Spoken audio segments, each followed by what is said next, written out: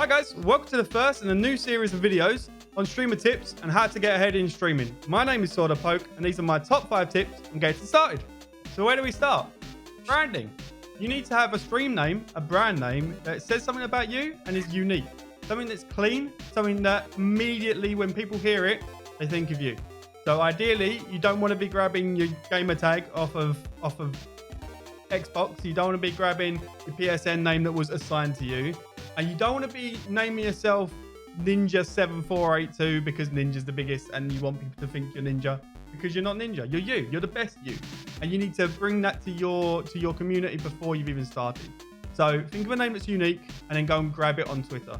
Avoid numbers. As I said, no one's going to remember the 8 digits that you've got on your name. If you have to be SwordofPoke 472, someone beat you to SwordofPoke. Don't be SwordofPoke. If someone has already taken Ninja, don't be Ninja48. Any of those names, try to be one that is like I said, unique to you.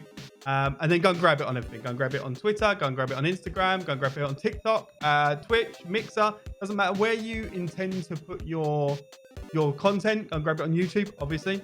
Doesn't matter where you're going to put your content. It matters that you've got it all on there, because then you've future-proofed yourself and you've locked in. Again, try to avoid things that are not you. FaZe, you're probably not in FaZe. If you're on FaZe and you're watching this video, probably misclicked a link somewhere.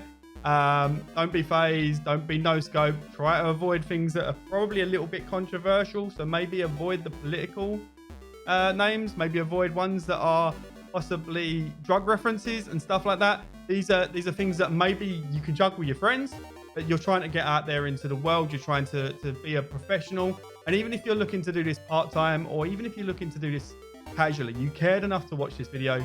You cared enough to put some thought into it. So take a while. I didn't get the name that I wanted first of all. I don't even remember the name I wanted first of all.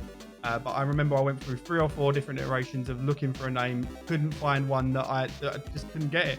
I could get it on everything and then I couldn't get it on Twitter. Or I could get it on all of them, but I couldn't get it on Twitch. So come up with something unique, put some effort into it and think about it. It locks into the other part of this, which is more probably Mixer specific. Along with usernames, Mixer has a profile picture of you as you're chatting. So it's ideal for you to have something that's a little bit more of your personality. Show yourself off. Show something that is, again, unique to you. Maybe it's a logo. Ideally, you want this to be a picture of you. If you're comfortable with it, put a picture of you. Take a nice picture. Go and set up a background. Take a picture and use that, because then you'll face that and people will start recognizing you from the beginning. The whole point of these things is to be memorable, so that when someone who doesn't know you has seen you somewhere, sees your name pop up on a list of streamers, they want to click on you. If they see a video that gets recommended on YouTube, they're going to recognize you and they're going to click on you. So try to link this all together and sort of think about what it is that people, why do you click on something, and then try to aim for that. So now that you've got a name chosen, you've got a profile picture, you're now going to be looking to start your stream. One of the things that I think is most important is my tip number 2. It revolves around the technology of a stream, but I don't really want to get into the equipment side of it too much at the moment. We'll look at maybe what cameras to use at certain phases of your stream, when you're first starting, when you're moving on.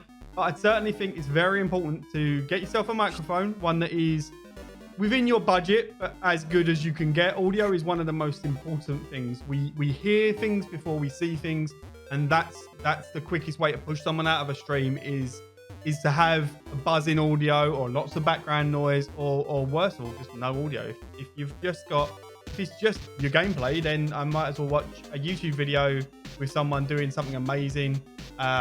Majority of people are either going to watch for gameplay or they're going to watch for you. Ultimately, unless you're a top tier player, you're probably not going to compete with the people who are the gameplay people, your Ninjas, Tim Tatman, people like that, the top end players, Gaga, people like that. You really are going to draw people based on who you are, on your personality, on why you're fun, and why you're someone that we all want to hang out with. The best way of getting this across, the best way of connecting to your community is visually. They're going to see you smile, they're going to see you laugh, they're going to see your reactions. You don't have to have a camera. There's lots of people who have made partnership on Mixer, they've made partnership on Twitch, and they didn't ever have a webcam.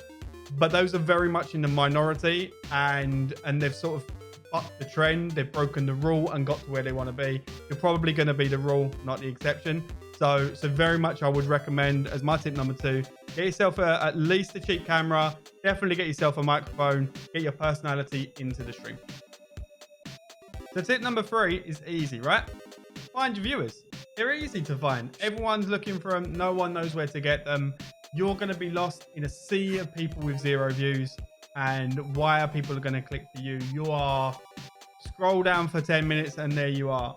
What you need to do is to find a creative way to get yourself out of that just sea of zeros there. The best way you could do it, the way that I found that I could do it when I first started, was to grab some friends, grab some family, get your mum, your dad, your nan, your granddad, whoever it is, and just say, look, you've got a PC. Do you mind just opening a tab? Do you mind just leaving it running, even if it's someone who has no interest in being there? Just maybe to leave the tab open, and you'll go from 0 to 1, from 1 to 2. If you can get out of that sea, you're much, much more likely to be found. Now, if you're going to play a game like Fortnite, having 10, 20, 30 viewers probably isn't going to help you anyway. If you play the right game and you have the right number of people in your chat, and by that I mean more than 0, you've given yourself that foothold, that extra chance that you need to get into it. So if you've got friends that are willing to come and hang out and chat and be moderators for you and sort of keep chat moving, wonderful. But failing that, if you can get someone just to open up a tab, it's really going to set you apart. You look at the amount of people that are really just sat there with 0. So tip number 4 is part networking. It's part entertainment. It's part keeping yourself sane while on stream. It's really going to cover a few bases. Ultimately, it's playing with friends. There's not a lot of worse things than when you go into a stream and the streamer's really quiet. They're just looking. You see the top of their head. Maybe they're not paying attention. Chat hasn't moved for an hour. When we start, no one watches us. That's the reality of it. You need to build a community. You need to build an audience. And because of that, it's going to be tough and it's going to be quiet. You need to combat this in some ways. Some people more than content, more than happy with talking to themselves. I used to really get on well with talking to the people in the game. They couldn't hear me. If I was playing a multiplayer game, I wasn't in voice chat with any of the people. Or if I was playing a solo game, NPCs aren't going to hear me. But it kept the conversation for me flowing. It kept the dead space on the stream from becoming too loud and overwhelming the content that you're trying to make. If you play with friends, then you're going to be bantering with each other. You're going to be sort of, especially if your friends are other streamers, you're going to help grow their channel. You're going to help grow your channel. You can bring each other up, and you can just create an environment that's really fun to be involved with. Your friends are friends with you for a reason. You're funny, or you're clever, or you're insightful, or whatever the reason they're friends. That will come across in the way that you interact. If you're just sat there on your own in silence, just looking down, people aren't going to stick around. And it's one thing getting people through the door into your stream. It's a whole different matter keeping them there for more than 30 seconds. And if you've not said anything for the first 10, you ain't catching them on the second 10. They're just going to go. It really does help with networking as well, especially if you make friends with people who are in sort of the same sort of size bracket with you. So if you've got 1 or 2 viewers, go and find other people that have got 1 and 2 viewers. You already share a passion. You already have something that you love. You love video games. You love streaming. You love entertaining people. You've got that in common. You've already got pre-made friends just there waiting to sort of connect with. And it will improve your stream tenfold, I promise you now. And that brings us to tip number 5. It's one of the ones that made the biggest difference for me when I went from slightly more casual to really wanting to take this seriously and really wanting to accelerate my growth, is setting up a schedule. It sounds difficult, and a lot of people are going to say, hey, Poke, I can't set a schedule because, you know, I work shifts and I don't know what I'm going to be doing next week. But there's some very easy ways of sort of working around it. A schedule doesn't mean full-time, and a schedule doesn't mean that you're going to be doing Monday at 4 o'clock every single Monday. What you can do is, if you can't set in a locked schedule for every single day of the month going forward, is say you get your rota, your schedule on a Friday from work or a Sunday from work. Monday, just post it on Twitter. Just do a little tweet and say, hey, these are the days that I'm going to be here.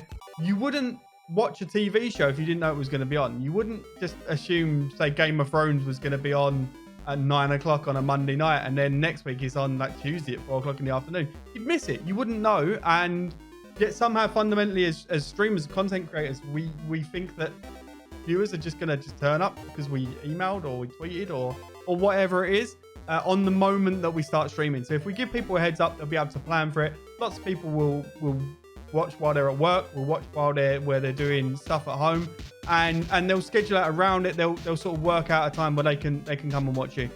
It made a big difference. It took me from single digit numbers up to the numbers that I needed to gain partnership. It's one of the fundamental things that I did that I genuinely think helped me gain partnership. It added consistency, it added a little bit more professionalism, and it really made a difference to me personally. Those are my top 5 tips to get your stream started. If you enjoyed the video, more are on their way, so please do give us a like and subscribe. Until then, you'll find me live streaming every single day on mixer.com/SwordofPoke, and the link will be below. Come say hi.